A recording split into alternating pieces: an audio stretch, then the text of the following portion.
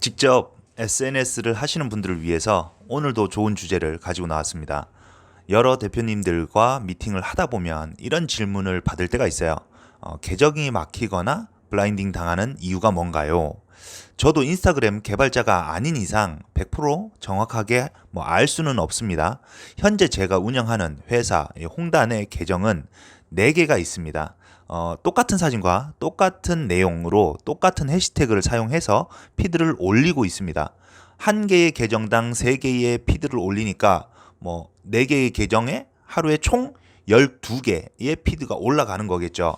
같은 내용, 같은 이미지, 같은 해시태그를 적어도 일주일간 연속적으로 동일하게 피드를 올리고 있어요. 이렇게 운영한 지 언제인지 솔직히 기억이 나지 않습니다. 그러면 문제가 생겼을까요? 아니요. 문제는 전혀 생긴 적이 없습니다. 몇몇 마케팅 회사들에서 같은 내용, 같은 이미지, 같은 해시태그를 사용하면 문제가 생긴다라고 했다는 겁니다. 그 마케팅 회사들이 제대로 안 해서 문제가 생긴 거라고 저는 예상을 해봅니다. 정말 저희는 아무 문제가 발생하지 않았습니다. 같은 이미지, 내용, 해시태그로 발생하는 문제는 보통 네이버, 블로그에서 저작권으로 인해서 발생하는 문제예요.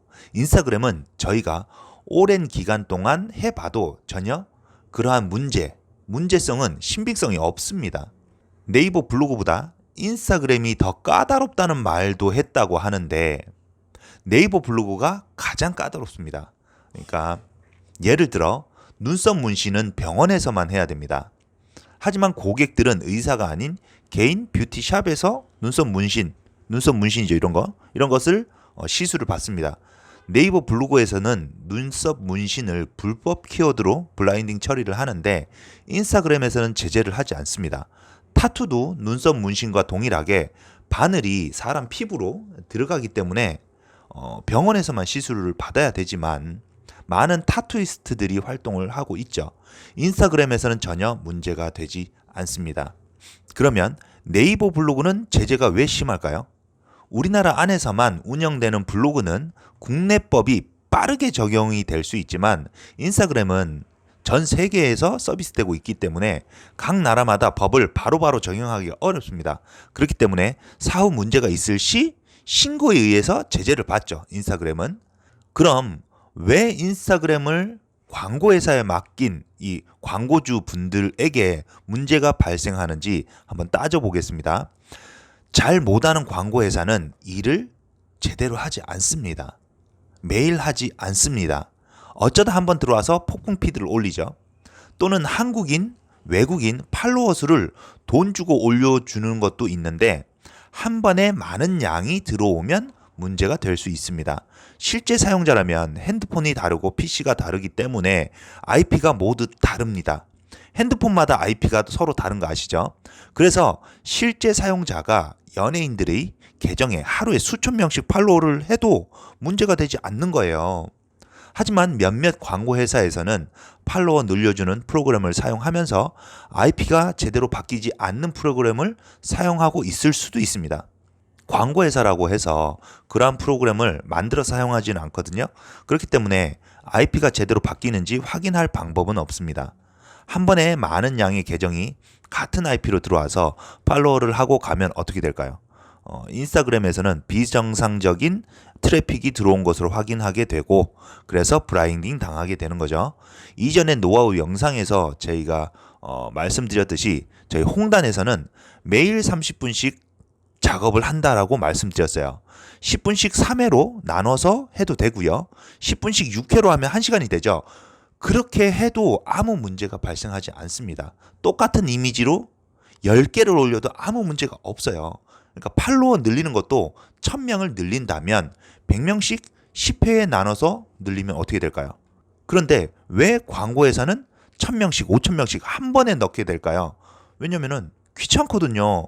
한 번에 넣으면 편한데 100명씩 끊어서 10번을 넣는다? 굉장히 귀찮은 거죠. 저희는 매일 30분씩 관리를 하고 있고 뭘 하고 있는지 대표님들이 언제나 확인이 가능하기 때문에 그러한 문제가 발생하지 않고 있는 거죠.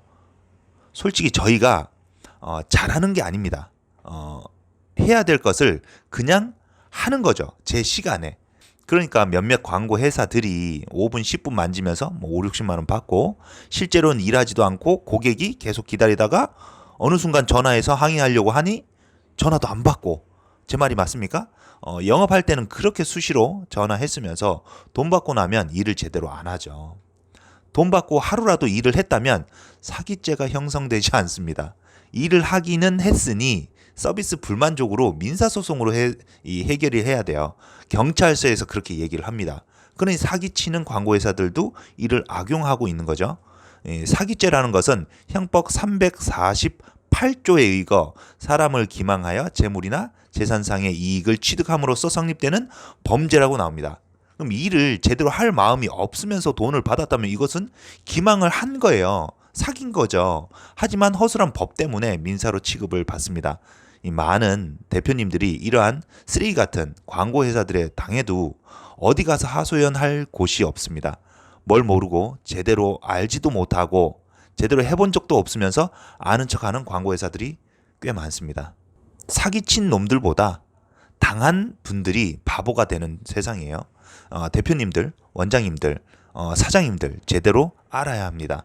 어제 광고주와 미팅을 하면서 확인했는데 약한 해시태그 3개를 올려주는데 월 200만 원을 받는 미친 광고 회사가 있는 거예요. 그래서 광고주께서 이제 동시에 저희에게도 똑같은 또 의뢰를 하셨어요. 그래서 저희는 당연히 뭐 저희 가격이 이제 50만 원이니까 입금을 받고 인기 게시물 작업을 했죠. 해시태그 3개에 저희 이미지가 똑같이 노출이 돼요. 당연히 저희가 저렴한 면도 있지만 같은 광고업계 종사자로서 참 어이가 없었습니다. 내가 뭘 하는지도 모르는 사이에 당하는 세상인 거죠. 가격이야 각자 회사마다 기준이 있고 이유가 있겠지만 100만 원이었다면 뭐 어느 정도 저희도 제가 이해를 했을 거예요.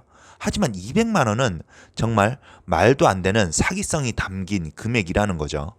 제가 마케팅 업종에 있은 지 지금 14년이 지났는데 14년 전이나 지금이나 사기치는 회사는 항상 있습니다.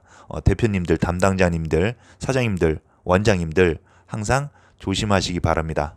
오늘 여기까지 하겠습니다. 감사합니다.